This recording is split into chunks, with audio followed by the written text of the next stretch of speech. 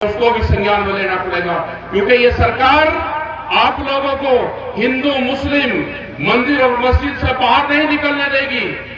वे 20 और 80 की बात आपको कहती रहेगी। आप जिस दिन उससे बाहर निकल जाओगे, उसी दिन से आपके विकास का काम शुरू होगा, और नहीं तो आप वहीं उलझे रहोगे और ये पूरे देश को बेचकर चले जाएंगे। जिस तरह से गुजरात में पुल हादसा हुआ, किसी के प्रेस के माध्यम से नहीं बताया गया, क्योंकि प्रेस और मीडिया ये हमारे जो लोकल के लोग हैं, ये जितनी खबर आपकी आई वो इतनी छाप देंगे।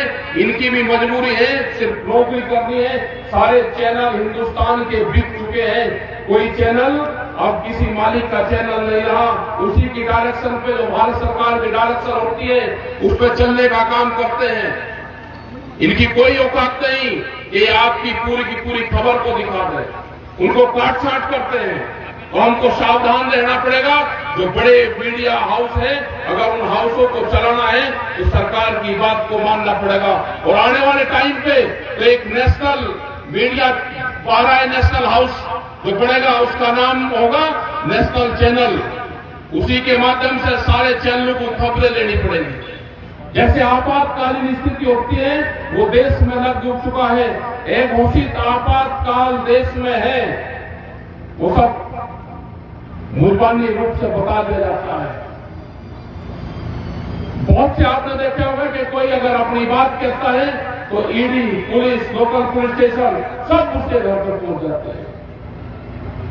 किसी को रोकना पड़ता है उनका कि किसी मीटिंग में नहीं जाओगे, तो वहां का लोकल थानेदार उसके घर पर पहुंच जाएगा, उसको वास्ता देगा, या तो डर दिखाएगा, या अपनी जाति का या अपने क्षेत्र का वास्ता देगा कि आपको वहां पर नहीं जाना।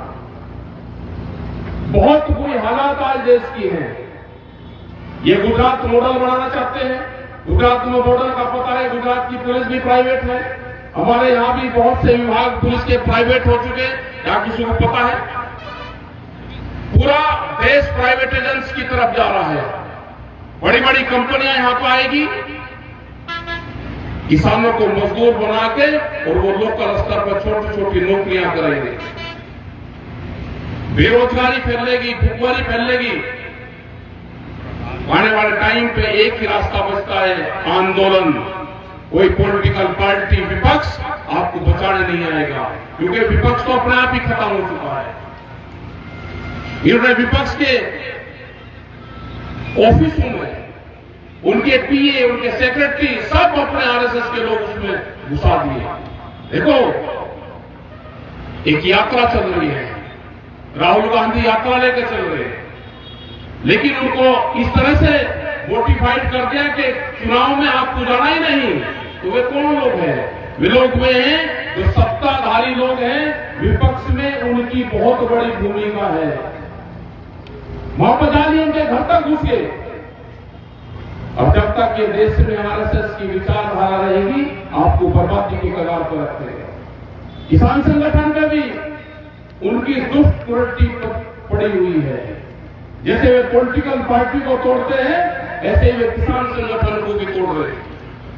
वे देख रहे हैं कि इनका आपस में विवाद कैसे होगा, इनके आपस में खिलाफ कैसे होंगे, क्योंकि तो तोड़-फोड़ की राजनीति करते हैं।